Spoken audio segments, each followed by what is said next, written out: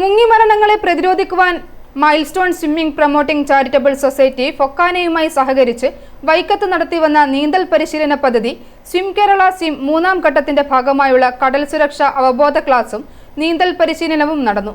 കൃഷിവകുപ്പ് മന്ത്രി പി പ്രസാദ് ക്യാമ്പിന്റെ ഉദ്ഘാടനം നിർവഹിച്ചു.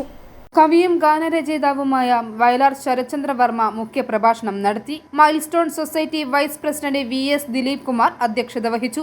പെരുമശ്ശേരി ക്ഷേത്രക്കുളത്തിൽ വൈക്കം നഗരസഭയുടെയും വേമ്പനാട് സ്വിമ്മിംഗ് അക്കാദമിയുടെയും ഡൽഹി വൈക്കം മലയാളി സംഗമത്തിന്റെയും പൂർണ്ണ സഹകരണത്തോടുകൂടിയാണ് സ്വിം കേരള സ്വിം മൂന്നാം ഘട്ടം പൂർത്തിയാക്കിയത്.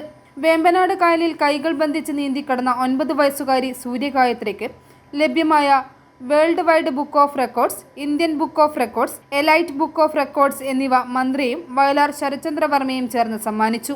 മന്ത്രി പച്ചക്കൊടി വീശിയതോടെ കടലിലെ നീന്തൽ പരിശീലനത്തിന് തുടക്കം കുറിച്ചു. സാഹസിക നീന്തൽ താരം SP മുരളീധരന്റെ നേതൃത്വത്തിൽ ശക്തമായ തിരമാലയിലും കുട്ടികൾ കടലിൽ നീന്തി തുടിച്ചു.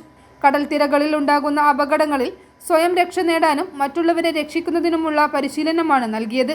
Coastal police Arthunkal unit SI Joseph കടൽ സുരക്ഷയെക്കുറിച്ച് കുട്ടികൾക്ക് ക്ലാസ് നൽകി. പോലീസ് സേനാംഗം Thomas TJ, milestone society secretary doctor R Ponnappan, swim Kerala swim coordinator Shihab K Sainu, Arthunkal beach first society രക്ഷാധികാരി ബാബു ആന്റണി, കമ്മിറ്റി അംഗങ്ങളായ KK ഗോപിക്കുട്ടൻ, ബാബു തകഴി, രാഖി R, അബ്ദുൾ കലാം ആസാദ് തുടങ്ങിയവർ ചടങ്ങിൽ പങ്കെടുത്തു. i4E news Vaikom.